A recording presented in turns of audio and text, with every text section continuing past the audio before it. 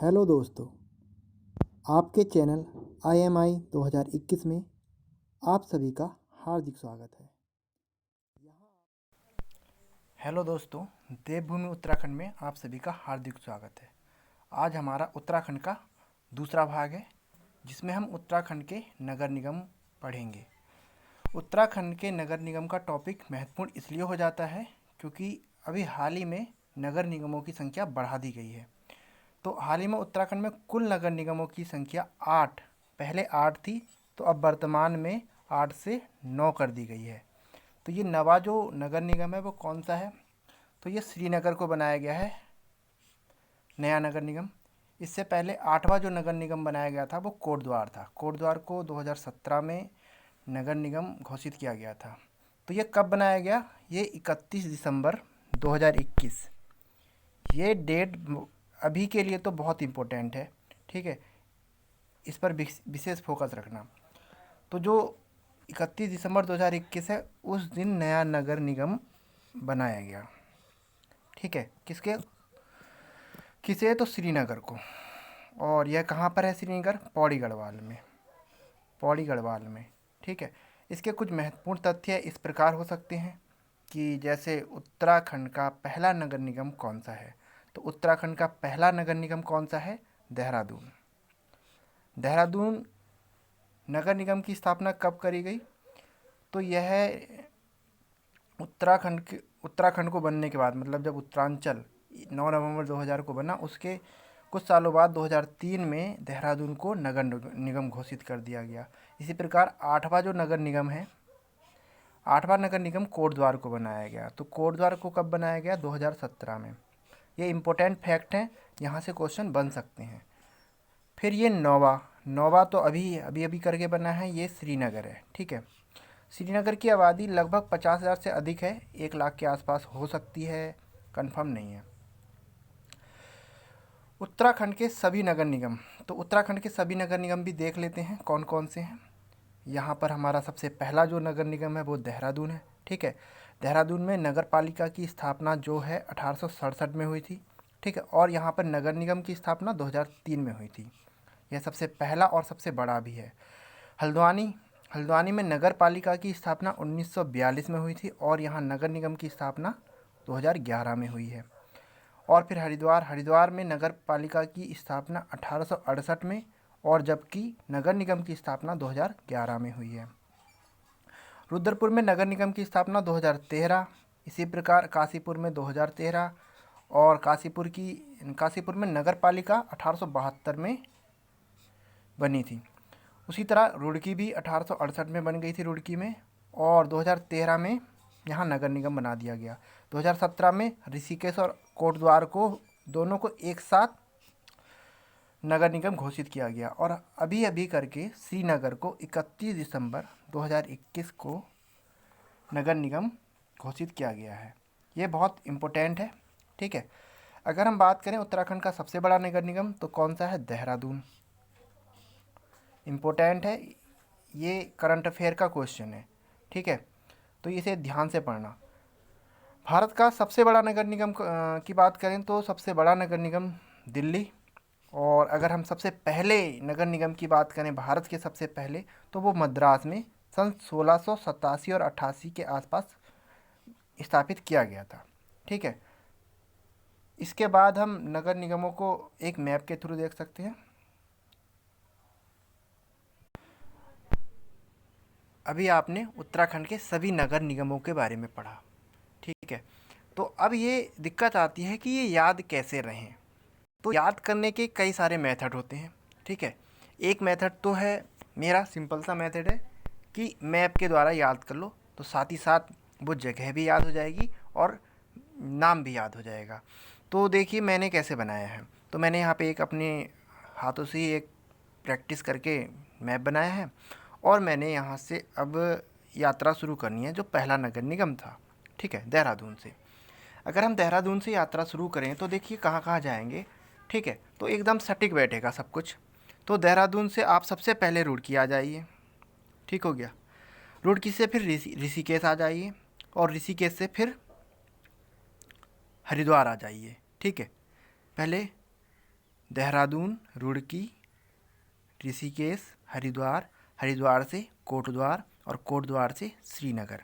ठीक, श्रीनगर से फिर आ जाइए काशीपुर और काशीपुर से रुद्रपुर और रुद्रपुर से हल्द्वानी। तो कुल जो नगर निगम है वो कितने हैं हमारे? 9। अब इसमें ये भी क्वेश्चन रहता है कि कितने गढ़वाल से हैं और कितने कुमाऊं से, कितने कुमाऊं से। तो गढ़वाल से कितने हैं आपको दिख रहा होगा। ठीक है, जो कुमाऊं की सीमा है वो यहाँ से, ये कुमाऊं की सीमा है।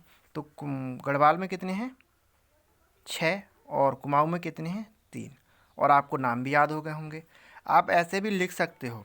ठीक है, इनको लाइन बना कर लिख सकते हो, देहरादून, इमेज बनाते हुए देहरादून, फिर हम कहाँ आए? रुड़की, फिर रुड़की के बाद ऋषिकेश, ऋषिकेश के बाद कहाँ आए? ऋषिकेश के बाद हरिद्वार।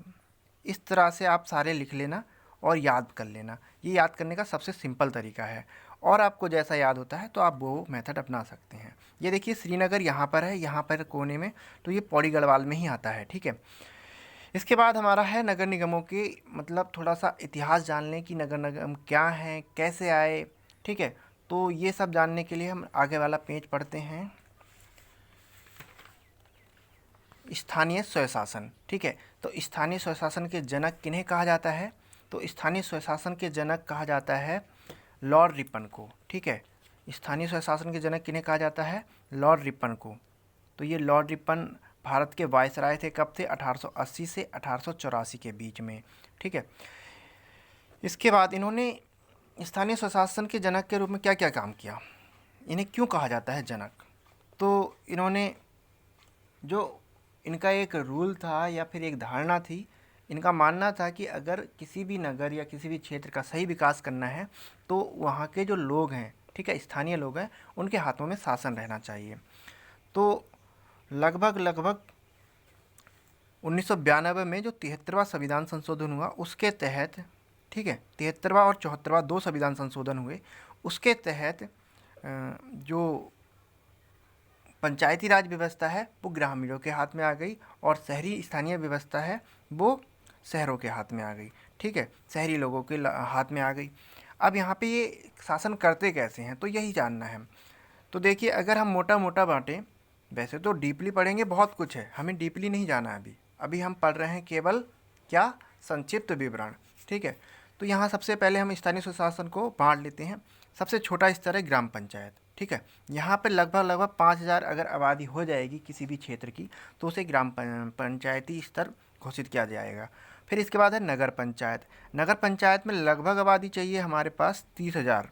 ठीक है, जैसे कि हमारा नानगमत्ता है तो इसकी आबादी लगभग 30,000 के आसपास रही होगी, इसलिए इसे नगर पंचायत घोषित कर दिया गया। और नगर पालिका, अगर नगर पालिका की बात करें तो क्या होगा? यहाँ लगभग 1 लाख आबादी चाहिए। अगर जिस समय हमारी जो नगर पंचायत है उसकी आबादी 1 लाख हो जाएगी तो इसे हम नगर पालिका घोषित कर देंगे। और नगर निगम कब बनता है? तो नगर निगम जो है वो उसकी आबादी के लिए चाहिए कम से कम 5 लाख। किताबों के अनुसार तो यही है। ठीक है, लेकिन उत्तराखंड में ऐसा नहीं है। उत्तराखंड में अभी जो श्रीनगर बना है इसकी आबादी 5 लाख तो बिल्कुल नहीं है। ठीक है, अगर हम 2011 की जनगणना के अनुसार बात करें तो इसकी आबादी लगभग 40,000 के आसपास है। ठीक, तो 40,000 और कहाँ 5 लाख। अब 10 सालों में अगर आबादी भी बढ़ी होगी तो कितनी बड़ी होगी? तो इसलिए उत्तराखंड इस तथ्य को नहीं मानता, इसलिए इतना इम्पोर्टेंट भी नहीं है ये। ठीक है, अब देखिए इनके जो मुखिया होते हैं उन्हें क्या कहते हैं, ये इम्पोर्टेंट है। मुखिया, तो ग्राम पंचायतों के मुखिया को क्या कहा जाता है? ग्राम प्रधान। ठीक है, तो ग्राम पंचायत कभी कभी कई गांव से मिलकर बनती है या एक ही गांव में इतनी आबादी हो जाए तो उसे ग्राम पंचायत घोषित कर दिया जाता है। तो ग्राम पंचायत के मुखिया को क्या कहा जाता है? ग्राम प्रधान। और इसका निर्वाचन कैसे होता है? प्रत्यक्ष निर्वाचन। तो प्रत्यक्ष निर्वाचन क्या होता है? तो प्रत्यक्ष निर्वाचन सीधे सीधे जनता के द्वारा होता है। ठीक है, मतलब जनता द्वारा जब कोई चुना जाता है तो उसे ही प्रत्यक्ष निर्वाचन बोलते हैं। तो ये अप्रत्यक्ष निर्वाचन क्या होता है? तो अप्रत्यक्ष निर्वाचन होता है, क्या होता है? अप्रत्यक्ष निर्वाचन होता है कि जनता द्वारा ना चुनकर अन्य माध्यमों द्वारा चुना जाता है। ठीक है, तो यहाँ पे जैसे हमारा है, ये ग्राम पंचायत को हम प्रत्यक्ष निर्वाचन द्वारा चुनते हैं, लेकिन जो पंचायत समिति है और जिला परिषद के इनके जो अध्यक्ष हैं, इनको हम अप्रत्यक्ष निर्वाचन विधि द्वारा चुनते हैं। ठीक हो गया। अब यहाँ पे दूसरा है हमारा नगर पंचायत। तो ये शहरी निकाय है, ये हमारा ग्राम पंचायती राज व्यवस्था है। ठीक है, और जो ये है हमारा, ये हमारा शहरी, ठीक है, शहरी स्थानीय व्यवस्था है। तो शहरी स्थानीय व्यवस्था के अंदर हम नगर पंचायत, नगर पालिका और नगर निगम के बारे में पढ़ते हैं। और आपने देखा कि नगर पंचायत, जब किसी क्षेत्र की आबादी कितनी हो जाए 30,000, ठीक है, तो वो क्या घोषित कर दिया जाता है, नगर पंचायत। और नगर पंचायत के मुखिया को क्या कहा जाता है, चेयरमैन या अध्यक्ष भी कह लेते हैं इसे। ठीक, अध्यक्ष तो हर किसी को याद रहता है, चेयरमैन थोड़ा सा डिस्टर्ब मतलब परेशान करता है। तो अध्यक्ष या चेयरमैन। और इसका भी निर्वाचन कैसे होता है, तो इसका भी निर्वाचन प्रत्यक्ष निर्वाचन विधि द्वारा होता है। ओके, नगर पालिका, आबादी लगभग 1 लाख के आसपास होनी चाहिए। ठीक है, और इसका भी मुखिया क्या कहलाता है, चेयरमैन कहलाता है। इसका भी निर्वाचन प्रत्यक्ष निर्वाचन की विधि द्वारा होता है।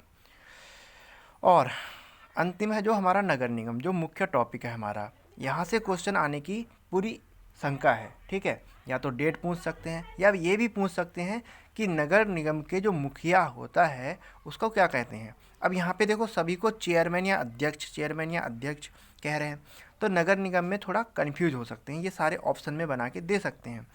तो क्या कहा जाता है, नगर निगम के मुखिया को मेयर या महापौर। ये बहुत इंपॉर्टेंट है, इसको बहुत अच्छे से याद करना है। ठीक है, और इसका भी निर्वाचन प्रत्यक्ष निर्वाचन द्वारा ही होता है। ओके, इतना तो समझ में आया। अच्छा, तो अब हम प्रत्यक्ष निर्वाचन द्वारा किसे चुनते हैं, सीधे चेयरमैन को चुन लेते हैं। तो हम सभासदों को चुनते हैं, सभासदों को। ठीक है, यहाँ पे सभासद, तो इनके जो प्रतिनिधि होते हैं उन्हें सभासद कहते हैं। तो सभासद, ठीक है, इसके भी सभासद कहलाते हैं, सभासद, और ये भी सभासद कहलाता है।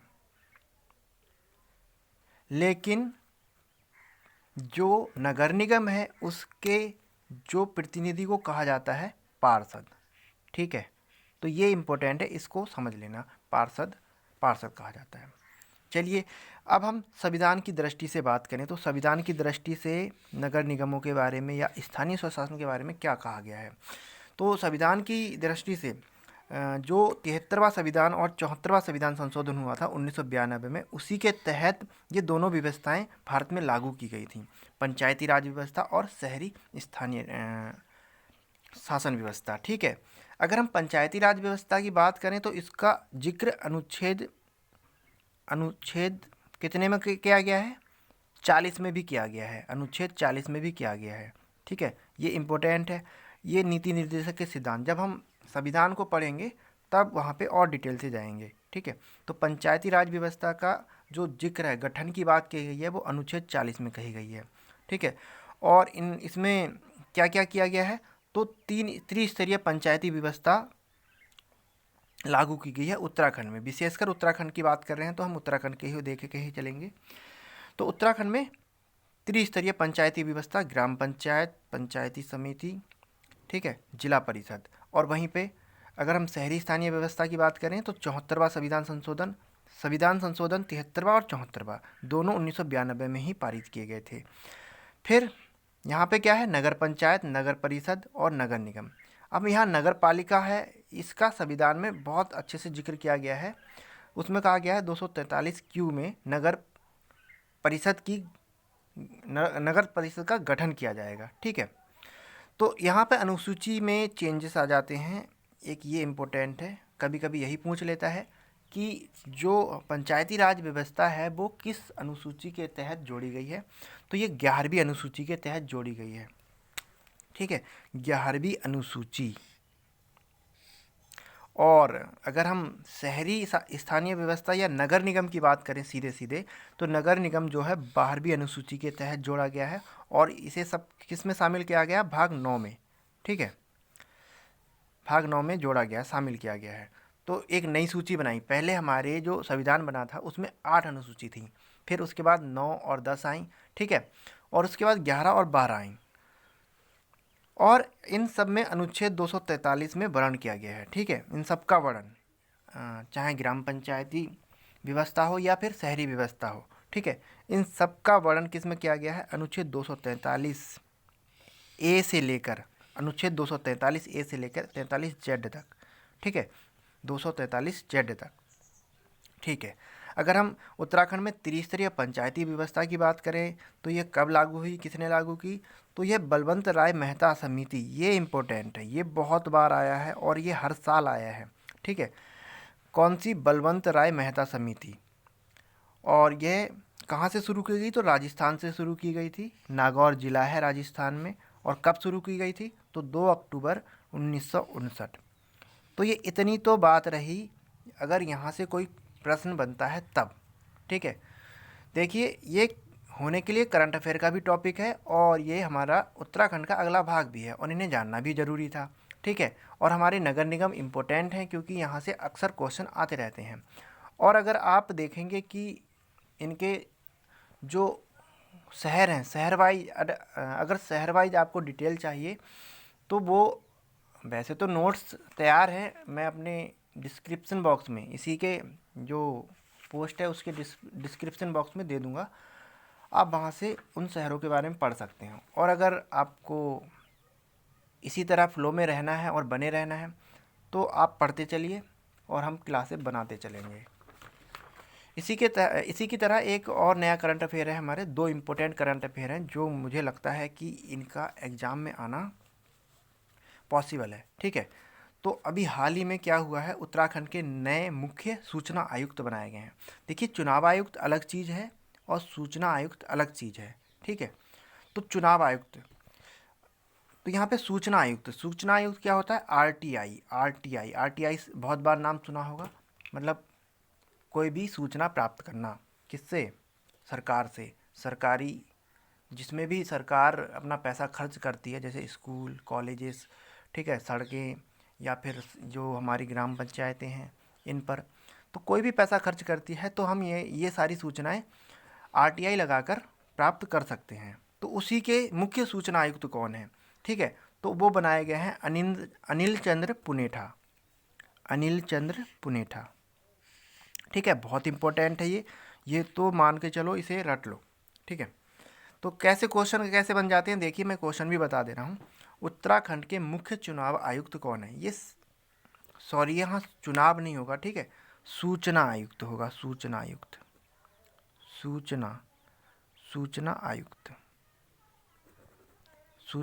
कौन है? तो ये क्वेश्चन बन जाएगा सीधे सीधे और इसका आंसर सही क्या होगा? अनिल चंद्र पुनेठा। ठीक है, और उत्तराखंड के मुख्य चुनाव आयुक्त की नियुक्ति कौन करता है? तो ये भी इंपॉर्टेंट क्वेश्चन है, कौन करता है? राज्यपाल। अच्छा, अगर हम चुनाव आयुक्त के पद की बात करें तो इसमें क्या किया जाता है? नियुक्ति की जाती है। एक होता है कि निर्वाचन, ठीक है, निर्वाचन माने चुना जाना, तो इनके हम चुनते नहीं हैं, इनका जनता के द्वारा चुनाव नहीं होता है। क्या करते हैं? डायरेक्ट राज्यपाल चुन लेते हैं। ठीक है, अब यहाँ पे जो चुनने की प्रक्रिया है वो संवैधानिक है। ठीक है, तो उसकी हम बाद में बात करेंगे। यहाँ पर अभी हम बात कर रहे हैं चुनाव आयुक्त की। तो इसकी नियुक्ति की जाती है और कौन कराता है? इसकी नियुक्ति कौन करता है? राज्यपाल, और शपथ भी राज्यपाल ही दिलाता है। ठीक है, और इसका कार्यकाल कितना है? तो 3 वर्ष का कार्यकाल होता है और 65 वर्ष की आयु तक ही रहता है। ठीक है, अब जो मुख्य सूचना आयुक्त का कार्य क्या है? तो इसका मुख्य कार्य है सूचना का अधिकार देना। ठीक है, मतलब सूचना का अधिकार था एक आरटीआई के तहत, 2005 अधिनियम है, उसके तहत 30 दिनों के अंदर सूचना प्रदान करना होता है। अगर वह 30 दिनों के अंदर सूचना प्रदान नहीं करता है तो उसे खुद ही दंड मिलना प्रारंभ हो जाता है। ठीक है, तो आज के इतने ही 2 करंट अफेयर हैं और ये हमारा दूसरा भाग भी कंप्लीट हो जाता है। ठीक है, इसके बाद हम अगला भाग देखेंगे, उसमें देखेंगे कि नया टॉपिक किस बारे में है। ठीक है, अभी अगर आपको मेरी क्लासें पसंद आ रही हैं तो आप कमेंट करें और बताएं, और अगर थोड़ी बहुत सुधार की ज़रूरत है तो वो सुधार करना संभव होगा अगर आप बताएंगे तो। ठीक है दोस्तों, धन्यवाद। चैनल को ज़रूर सब्सक्राइब करें और अधिक से अधिक शेयर करें।